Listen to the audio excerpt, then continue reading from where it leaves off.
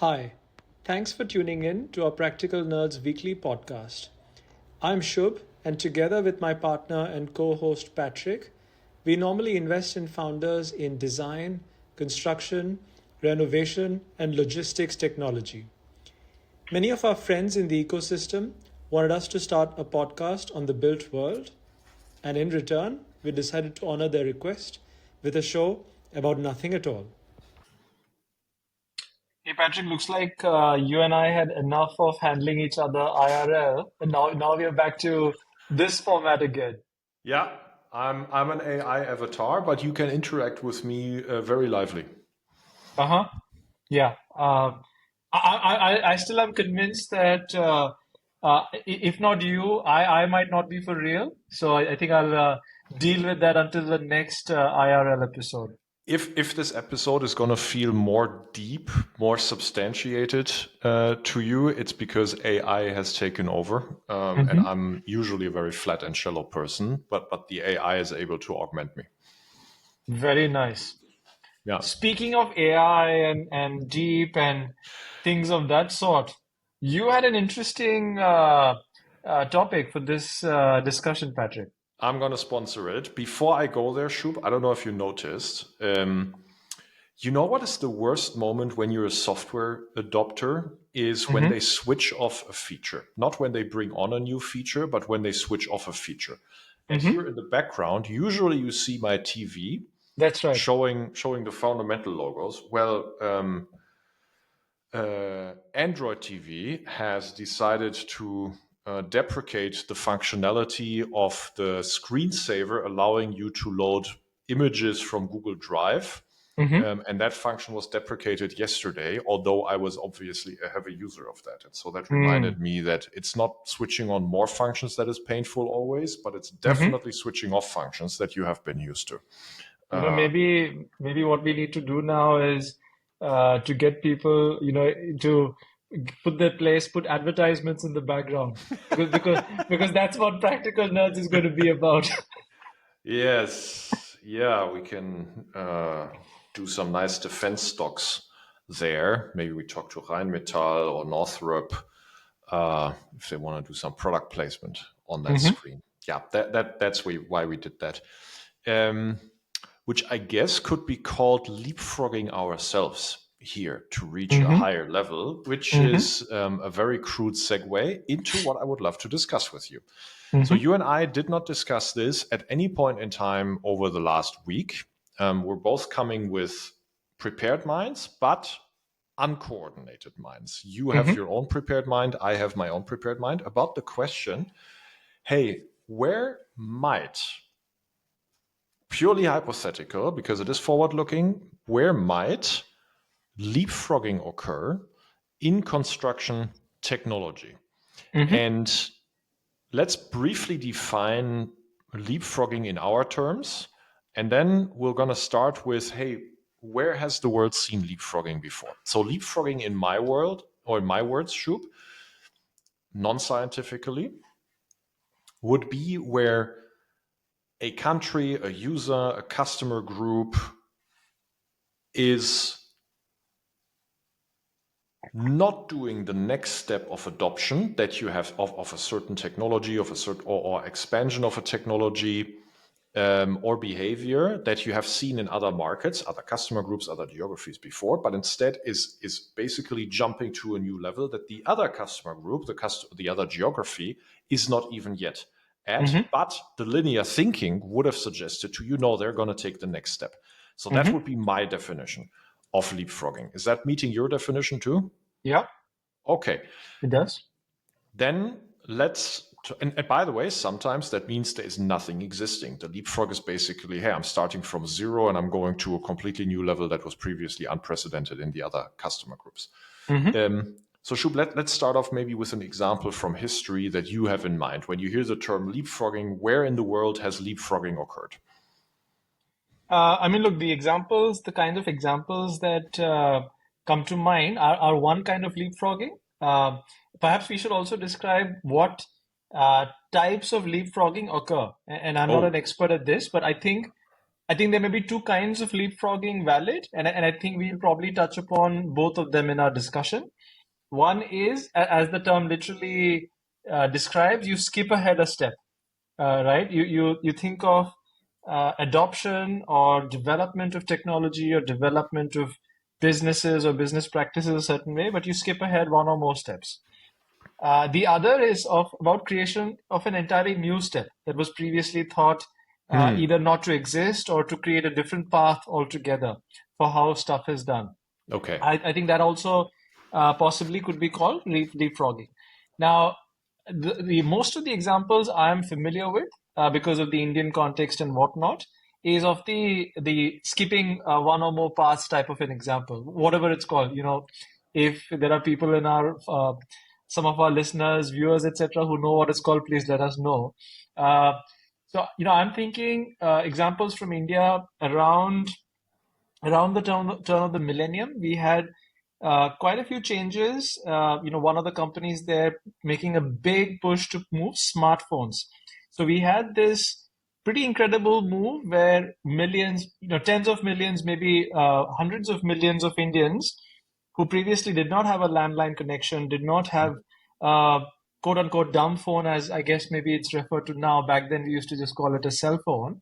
They suddenly switched from that all the way to a smartphone, right? And that was coupled with like a extremely cheap, by any standard, extremely cheap mobile internet connection and whatnot. Which is why, again, for those of you who are from India, I think it's regular news. But from those of you outside, it'll astound you, right? The amount of data available, just how much it costs, etc., etc. So I think that completely changed the game of how people thought of devices, about data consumption, their participation in the economy, etc. So, what we think of in Western economies, for example, is you progress from having a landline or some sort of dumb phone, eventually moved on to a smartphone, or you were on a desktop, move from a desktop to a laptop, and also supplement that with a smartphone or a tablet device, for example. In markets like India, and this is also true in quite a few markets since then in Africa, Southeast Asia, etc., they skipped all these devices, right? And it's just a single smartphone, which also allows them to completely experience the digital and the new world economy with all of it intact, and they've not had to go through all those various adoption phases before. And actually, the smartphone, the mobile phone, I would say is even a derivative of the leapfrog that occurred. I would say the true leapfrog occurred on the infrastructure level, right? So the Western economies didn't leapfrog ahead into a mobile phone experience and then a smartphone experience because they had what? They had landlines. They had landlines since the, I don't know, 1890s, maybe even earlier, right? Whenever Alexander Graham Bell invented the original telephone. By mistake, mind you. Yeah. Yeah. And by the way, fun fact, he actually recommended that people answer the phone with ahoy. I think that is a pretty cool practice that unfortunately never actually got implemented. But whenever that was, 1868, 70, 80, somewhere like that. So since then, in these markets, they stopped using parts of other means of communication, dug up grounds or built up towers every few 100 meters, and they actually built landlines, right? Yeah. Now, India is a vast subcontinent. Africa is a vast, vast, vast continent. So to cover that with landlines, you have to dig up a lot. So that hadn't happened. The rising middle class also was not a thing during those days, the same way it then became a thing in the 90s, 2000s, and later. Yeah. But then actually the mobile phone technology took over, became cost aggressive in a way that it became interesting to plaster India and plaster parts of Africa, Nigeria being a prominent example, with mobile phone towers, way more than they would do it at the same time in the West. Why? Because the West had an established solution. And so the incremental value of plastering the countries with mobile phones, when you already had an established infrastructure, an established baseline adopted technology, was lower than the incremental value of plastering Nigeria with mobile phone towers, to the point that people in Germany, when they would travel to Nigeria, they would go there and they were like, hey, I have cell phone reception everywhere. I can go here, I can go there, I have it everywhere. And by the way, I have 5G. I mean, this was way earlier, but whatever. Well, I have 2G back then. And in Germany, I was still on UMTS or whatever it was called, right? Yeah. So much lower bandwidth, which is mind-blowing. If you come from a developed market into a developing market, and all of a sudden the service is much better. That's what adoption, that's what leapfrogging felt like and what it was like. And it seems like similar happened in India. Something else that happened in India was in the payments realm, Shub, right? I mean, what was the leapfrogging event there? Yeah, so I think, what interestingly this enabled, and I think this was enabled by the leapfrogging we saw in smartphones and mobile internet. I think and I must give credit, I think we have given credit and also every now and then bashed the lack of infrastructure in India on previous episodes of Practical Nerds. I think awesome in bureaucracy. Very, very, very awesome at bureaucracy in India. But I have to commend, I think there was some foresight in imagining like a digitally connected infrastructure several years ago. And I think the thinking was with hundreds of millions of Indians now having like smartphone access to create like a digital identity for everyone, connect their bank accounts and whatnot. And therefore, what you have now is like a payments rail infrastructure, which is connected to your digital identity, which is also connected to your bank account, and it works extremely well. It actually removes all middle layers in terms of payment processing. It's kind of what 10 years ago, Patrick, blast from the past. Does peer-to-peer remind you of something? 10, 20, 30 years ago, people would talk about peer-to-peer in terms of file sharing and whatnot. Yeah. So it is as close to a real-world peer-to-peer use case happening at immense scale, where it's a peer-to-peer payments infrastructure with no middle person involved or no middle player firm involved, just money flowing between bank accounts. It works extremely well. It's not adopted by 30%. It's not adopted by 50%. It's adopted by 99%. So look, it is already now the leading payment mechanism in India, like far above any other method promoted by a bank or by the likes of Visa, MasterCard, etc. Significantly higher. It's easily adopted by hundreds of millions. For sure. Yeah. It's quite cool, I have to say, and it's also an example of how, and this is probably a foreshadowing of another example we'll give from a different part of the world. It's a foreshadowing of how, if you envision a connected ecosystem, how lots of other things can suddenly switch on in a binary manner, and you kind of make other things completely redundant. Chef's kiss, how you're preparing my construction topic for today, but I'm not going to get lured by you. I don't want to get into the construction topic just yet. I still want to gain more feeling for what leapfrogging actually means, because it is not an academic topic. It is not abstract. It actually happens when conditions are met. Yes. Let's talk about the Chinese economy. I want to talk about that because I can think of two very distinct leapfrogs that the Chinese economy, and there are more, you have more, but I want to share two. So the first one is actually electric vehicles. So internal combustion engine vehicles, I'm a German, I would make the case that the best OEMs in the world and the best cars in the world were developed and produced by German OEMs. You can debate with me, and if you're French, Renault is awesome too. If you're American, man, gotta love Ford. Well, the British will have a difficult case with me to say, but anyway, right? So everybody will obviously have but to me, and to many other people, but that was for internal combustion engines. What about EVs? Well, I think it has become very, very clear who is developing the best, the cheapest EVs at the biggest scale, and that is the Chinese economy. I think German OEMs lost that race once and for all.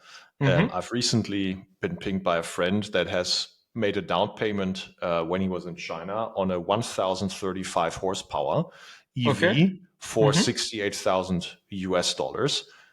I mean, good luck trying to buy that in the West. I'm not going to get into an American EV brand here and whatever. Sure. It's not the point. I think the Chinese economy won that race. Why? Because they leapfrogged. They actually had no OEMs that had a DNA in internal combustion engines. They had, as an economy, bought foreign brands with internal combustion engines. And there was a strong sense of building EV infrastructure. So all of a sudden, the economy leapfrogged to insane EV adoption, EV manufacturing, battery competence that made that possible. And I think that race is not going to be won by anyone else, right? Yeah. That's a leapfrogging event. And another one is super apps, WeChat.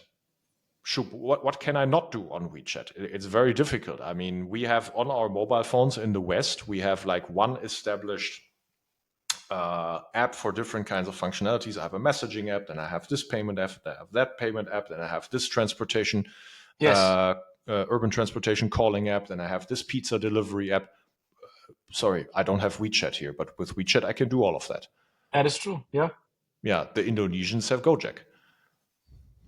It's still not the same as WeChat, mind you, but it certainly draws inspiration heavily from WeChat and a few other Chinese super apps that do a part of what the WeChat ecosystem offers. So that's a complete leapfrog then, right? I mean, it's something where I don't even bother with all the singular functionalities. I just built the super chat or the super app kind of functionality. We don't have that in the West.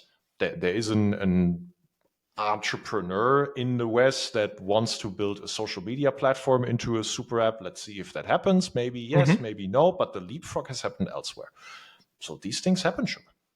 Absolutely. I think in my mind, the Chinese example feels to me like an example of, I mean, one could argue they have skipped a few steps, but I think it's a leapfrogging in terms of redefining what is the right sequence of steps to be followed, etc. Which is why I think the example is very, very strong and stark in terms of the case studies we've seen from China on just how transformative or their ability to transform entire industries. And now I'm gonna close with an example from Europe, because this is actually not an emerging market thing. If this is the conclusion, I think people are thinking about it the wrong way, and I'll segue us here. Drone warfare. The leapfrogging event occurred in the Ukraine. So modern militaries would not have look, the Israeli military is probably one of the most potent and highly concentrated potent militaries in the world. Yep. And yet drone warfare was not perfected by them. Interesting, no? The US military is the one that has the highest budget in the world. It has not perfected drone warfare. Why has it occurred in wartime in the Ukraine and perhaps by the Ukrainian military, maybe the adversary on the other side as well can claim that? Well, because all of a sudden there was a necessity, and because the baseline of how warfare was happening was eroded. Equipment was being taken out, etc. So all of a sudden, there was no connectivity to, oh, I have to build on what is there. No, all of a sudden, I was actually getting a huge incremental benefit by mastering this one leapfrogging type behavior and technology. Drone warfare, right? That happened on the European continent. So interesting that happened. And I think that's the point I want to segue us with here into construction is when leapfrogging events, it's a connection of a new technology and a new behavior that gets that gets combined and then adopted in a way that hasn't occurred in another market, another customer segment, another geography, another user. And it happens because the incremental value of the recombined technology plus behavior in that specific market is extremely high. And that specific market has become aware of the value of that recombined technology plus behavior. Ukraine example, the EV example from China, the super app example, the mobile tower and mobile adoption example, the payments example, right? So all of a sudden, there is no boundary to an existing baseline of technology and behavior. It just doesn't exist. Or it exists at a very slow scale. And thus the incremental value of just going to the next stage of technology plus behavior is so much higher. On the other side, if that doesn't exist, if I have an established baseline of technology and behavior, it's broad-based adopted, the incremental value of switching is not necessarily that high because I've already got my problem solved in some ways. And there is also incremental cost of switching, which is so much higher. That's the combination of factors that we're looking for when we talk about leapfrogging, and it happens in the mature markets as well as in the emerging markets. Yes. So now, Shub, I want to ask you, Mm-hmm. what would leapfrogging in a construction technology sense look like potentially? Do you have a specific thesis in mind, perhaps? Okay, so I thought you were going slightly different with your question. You caught me by surprise, but I'll improvise nevertheless, Okay. as I do on every episode. Um, so what I thought you were going to ask me was an example of what I might consider leapfrogging. So let me answer that, and I think Okay. I'll keep going along to build on what a thesis for leapfrogging in construction tech may look like. Sounds good. And sorry for setting you up the wrong way here. I love it, man. That's what I've had to deal with for 7 years, dude. Sweet. Sweet. So look, I think recently we did an episode on cloud manufacturing, and a lot of folks may think, hey, it's a cool new concept that's come up, which it is, relatively novel. But I can tell you, in our own portfolio, we've seen examples where it's really snuck up on a lot of incumbents, like very large multi-billion or companies in the scale of tens of billions of dollars of revenue, where I think they have envisioned a certain way building material products are to be developed, manufactured, sold, etc. Right? And the belief is that's how you go about it. You first um, acquire the capital assets, you source your suppliers, you manufacture them, you keep inventory, you market them, or you build a brand in a certain way, and then you get to customers and rinse and repeat.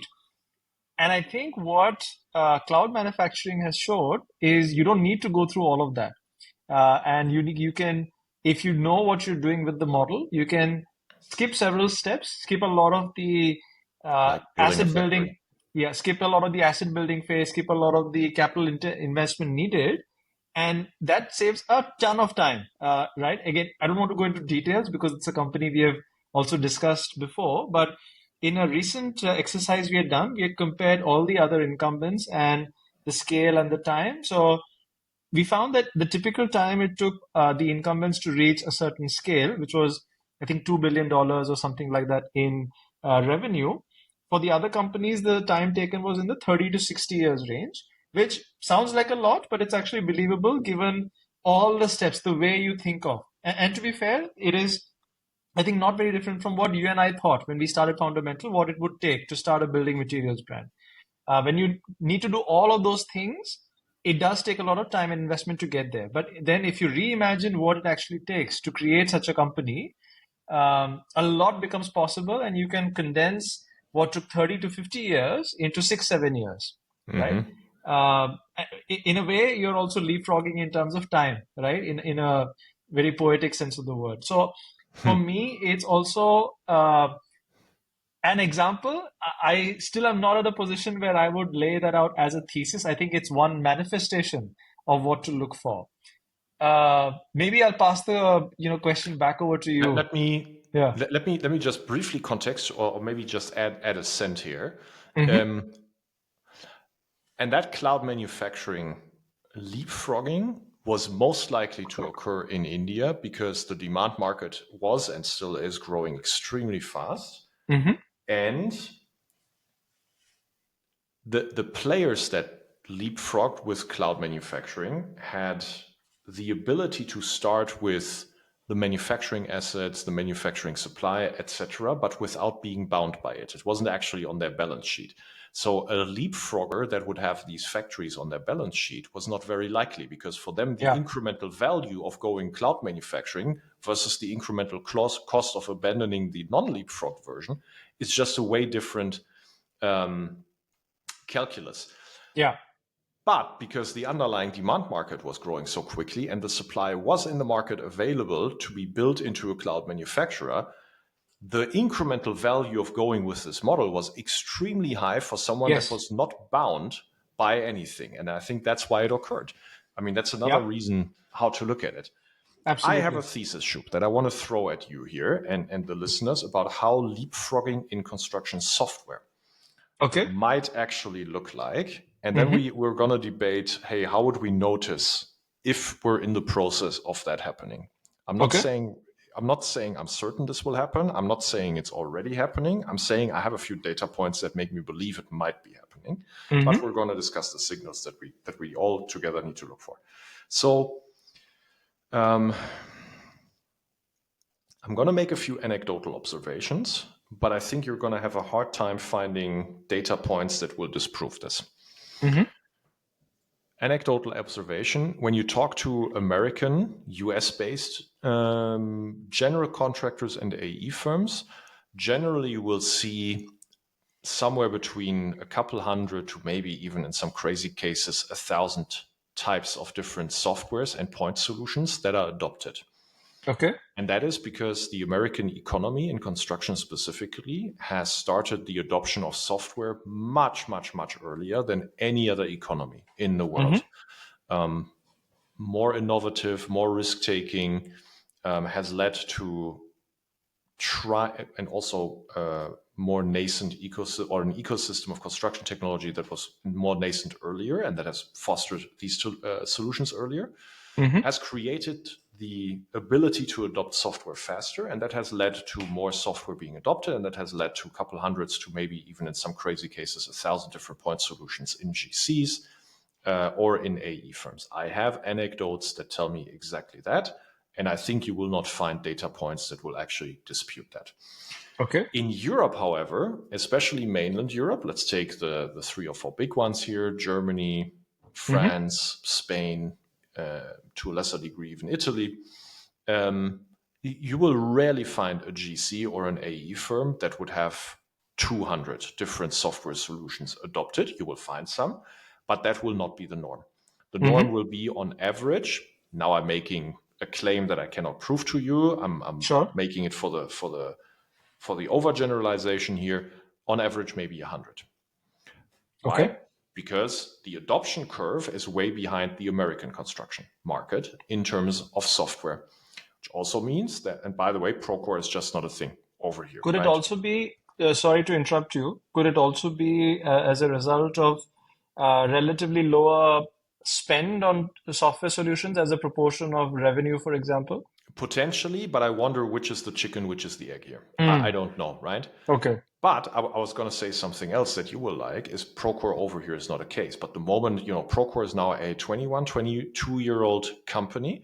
And I think it has paved the way for more software adoption in the American construction software, because it has created customer behavior, customer comfort with software. It has created more and more modules that is valuable to load more software on top of, even if Procore doesn't do it itself. There's an ecosystem that has emerged around Procore in a way ACC, perhaps to a lesser degree, but also to some degree Aconex, etc. This level of a super app, if you allow me the very crude metaphor here of construction ERP, has not happened to that degree in mainland Europe, also in the UK, I think not.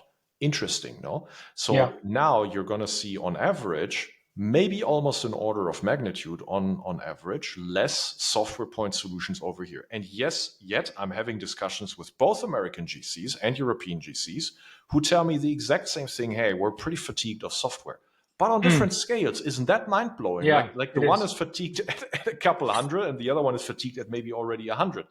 Well, they talk to each other. They observe. It's interesting now. So now the German or French or Spanish or Italian market gets to see what it feels like if you were 5 or 10 years further ahead, how they are feeling fatigued about it in the US. Okay. So what would now be the leapfrogging event when you have less of a baseline, less of an installed base, less of a legacy and liability of things, and you're saying, hey, you know what? I can see what it will end up in. Maybe I have a different way of already thinking about software. Before I tell you what a thesis could be that you could have here, so far, is this sort of making sense to you? It is. Yes, I have a question, but I think you'll answer it without any further prompts, so I'll let you go. Yeah. Just a thesis. So this is not saying this is going to be the scenario. Anyway, we're living in a multi-dimensional universe. Maybe I'm describing just one of the infinite dimensions that this universe has, but it might be one dimension. And that is the leapfrog could be that the mainland Europe plus UK GCs and AE firms will stop purchasing more point solutions and will immediately leapfrog into the construction software future, where a custom defined stack for them is being, and a data infrastructure for it, and maybe an ontology / taxonomy, if you want to use the Palantir type way, is being custom implemented by them through maybe a combination of white glove services, a system integrator type proposition that does help them with make or buy decisions. Make as in, hey, here's something that I custom develop for you, and buy, hey, here's an ecosystem of external apps that I can help you choose the right one and integrate it into my entire data infrastructure taxonomy / ontology specific to your company. I wonder whether that's the future we're going to walk into in the European context. And I'm going to blow your mind even further. Okay. Maybe an economy that has almost no construction software, maybe only a dozen or 24 implemented in their enterprises, like India, would be even quicker of adopting that kind of a future. Because I want to go back to the fundamental point about leapfrogging. It's about the incremental value, right? It's about, hey, how much do I have an installed legacy? Very little in this case. Yeah. And how much would be the value of having a hyper-connected tech stack for my data plus my workflows?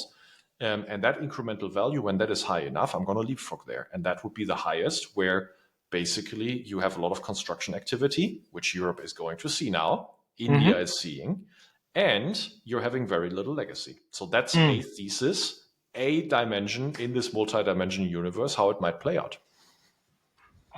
So I think it's quite profound. I think there's a fair shot of it happening. I think my question to you answered to one part of what I'm going to ask already. But my question is, so what do you see as the catalyst? So you did mention there is like a deficit, etc., and perhaps you have like a European construction stakeholders have a glimpse into the future through what's already playing out as fatigue in the US market.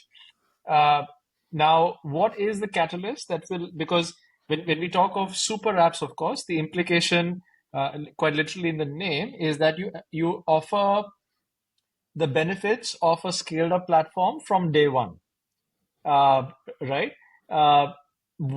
So now that of course leads to a chicken and egg situation, right? So does this mean these will be completely new solutions which either don't exist yet or are being built in silence as we speak, relatively in a not unknown to the most of the world right now?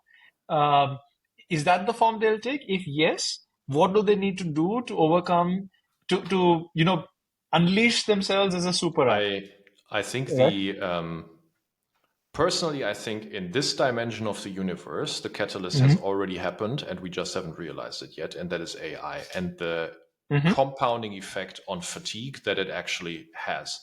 And so that in this dimension of the universe is leading to a very fast and at an accelerating growth compounding fatigue effect that from a behavioral perspective makes the construction and AE firms then say, hey, hold on, we're just not going to adopt anymore. It's just really, really bad. We're producing petabytes of data in such a short amount of time. It's not really flowing. And now they want to sell us the next big thing, which is, oh, by the way, now we're creating all this data for you. And none of them is objects because it's all just whatever, semantics and vectors. And now we're going to sell you agents that can handle all of that timeout. That's too much for us. We're going to have to pause a little bit and we're going to have to see what's what. We're going to need telco towers instead of building landlines. And I think it's exactly that amount of data that AI and amount of data as well as amount of I was going to say attention, but I think maybe mind share or that is accelerating or triggering this kind of behavior in this dimension of the universe that I'm painting here. So I think it actually the trigger, the catalyst has already happened, Shub. And you think in a market like Europe, or rather I should say in Europe, the incumbents, if they can be called incumbents in the construction tech ecosystem today, right? You think they are also so sophisticated is not the right word. So what I'm trying to ask you is they don't necessarily benefit from the combination of scale and distribution to an extent where they would be the next logical candidates to go further and build the super app. And it would have to be a new cohort of companies. I'll tell you where I'm coming from. In the US, for example, if you look at who the likely distributors of AI would be, my answer at least would be it would be the big tech and the hyperscalers, right? Simply because they don't just happen to be incumbents; they're also exceptionally good at many other aspects, and without realizing it, although without many people acknowledging them as such, they're also conglomerates in a very new age form, right? Do you see to my knowledge, I'm not aware of that sort of conglomeration effect in tech companies happening in Europe. Do you think there is still a threat represented by the incumbents, or you see still a relatively open playing field where incumbents, if any, actually suffer more from legacy issues without having the advantages of improved distribution and access and so on? I would say look, I understand your point about distribution,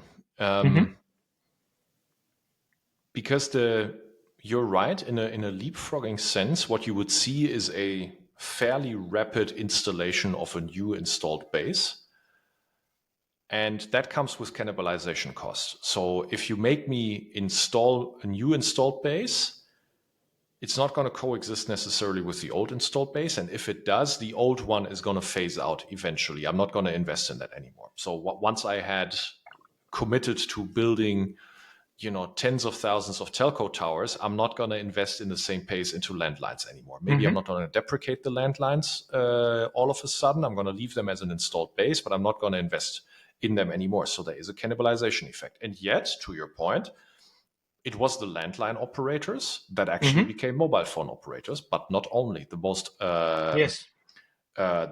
innovative mobile phone operators actually were not landline operators before. That's right. Yeah, I mean, just think of Ryan Reynolds' mobile phone operator that he sold for, I want to say, a couple billion, actually, where and let's skip that example, but the point stands is, hey, maybe if you have a distribution advantage, it helps.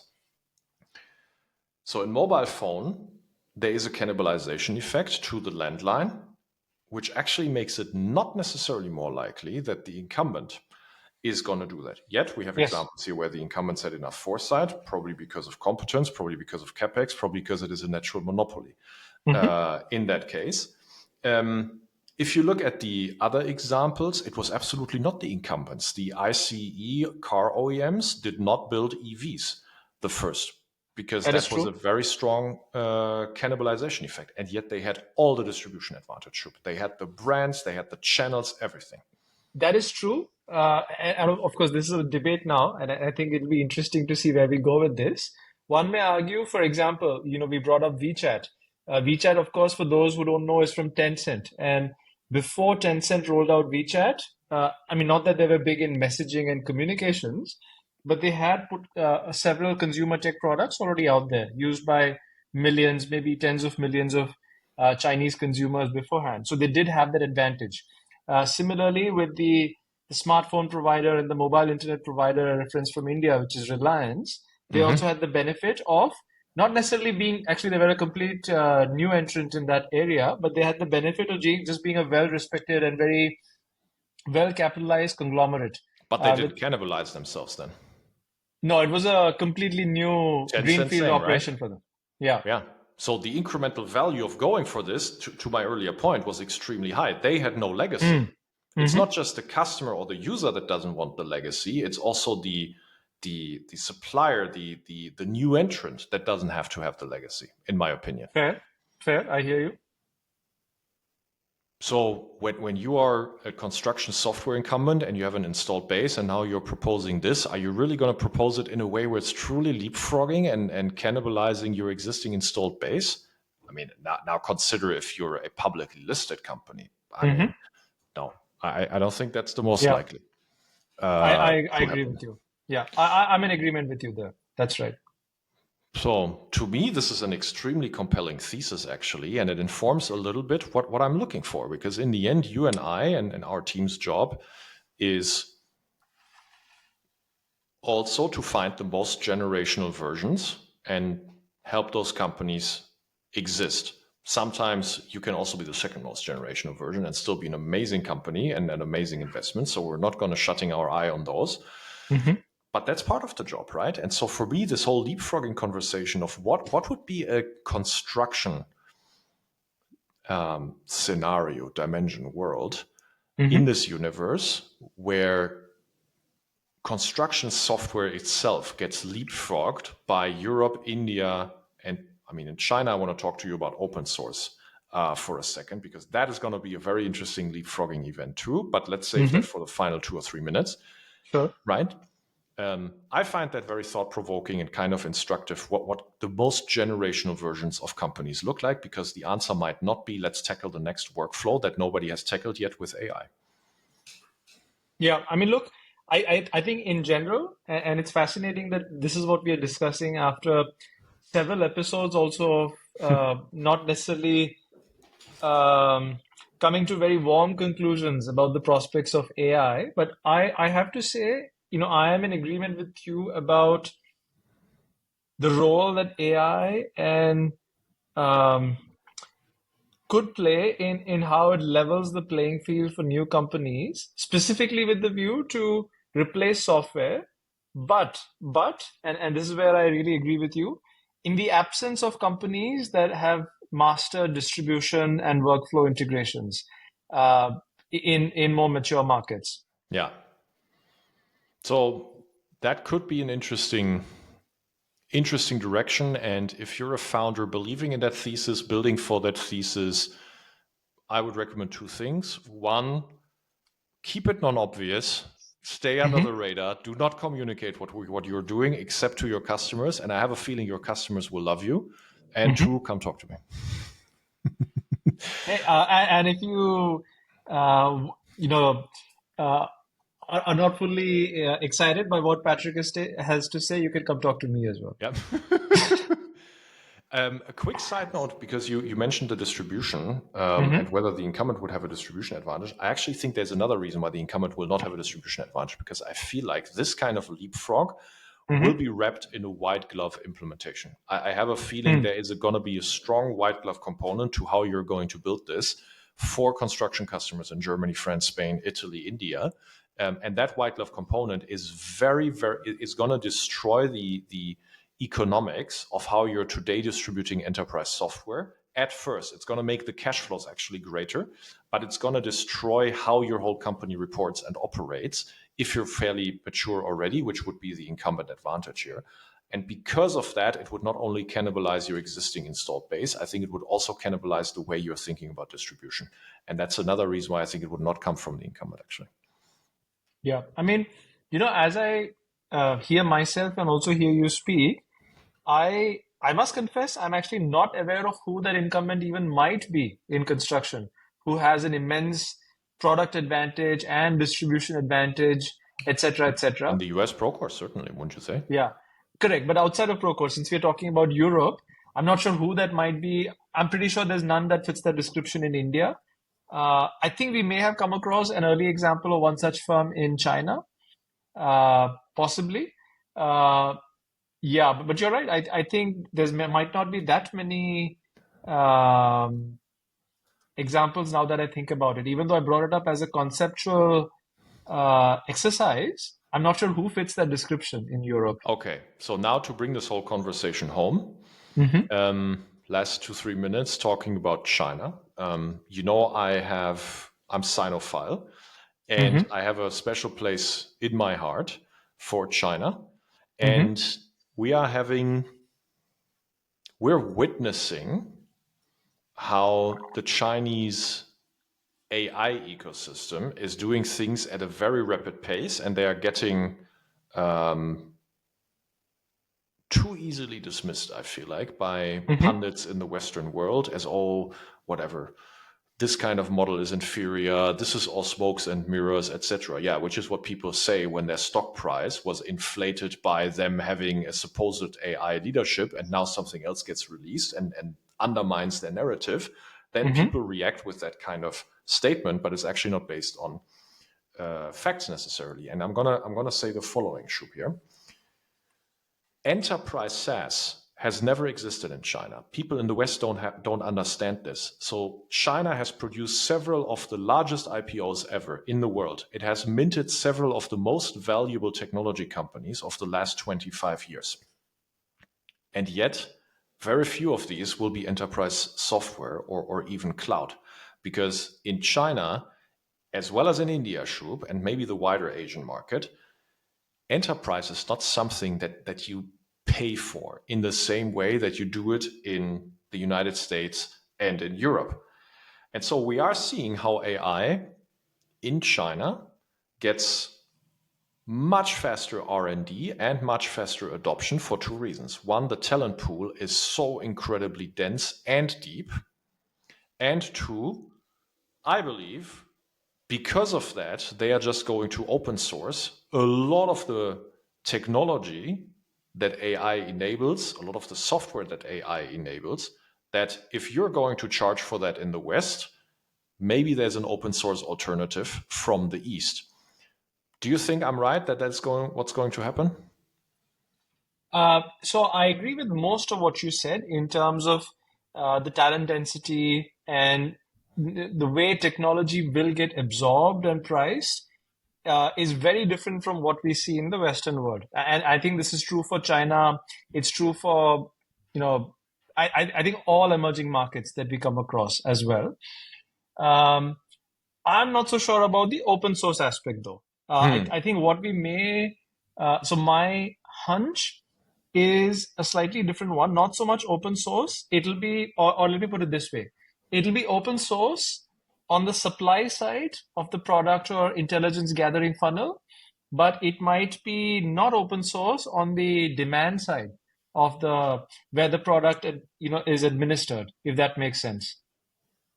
I don't know if you are following you what mean, I'm for saying. example, what the function or the model gets embedded into? What other Correct. application? Yeah, exactly. Yes. So that you and I are actually completely in agreement, because that's why I made the comment of enterprise software. So the whole software technology in China is the exact same thing, but the way it gets monetized is it gets wrapped into another type of application or function in a marketplace, in a super app, etc. Right? And so there, maybe the advertising pays for it, maybe the transaction fees for the payments pay for it. So I think you and I are actually saying the exact same thing, but the technology becomes open. Yes, that's right. Now, imagine you're in the West, you're already competing with 1,000 different AI companies for your exact same space, and now all of a sudden someone undermines you with free technology. You know who made that same experience? German ICE car OEMs that all of a sudden have to compete with with EV companies that have a structural cost advantage. I'm going to leave that here. Nice. Never follow the hype trend. Look for the first principles and the substance. I was waiting for you to do a literal mic drop after the last sentence. No, look, it's my conviction that that's what's going to happen, but that creates opportunities, like in the leapfrogging sense that we discussed today. Indeed.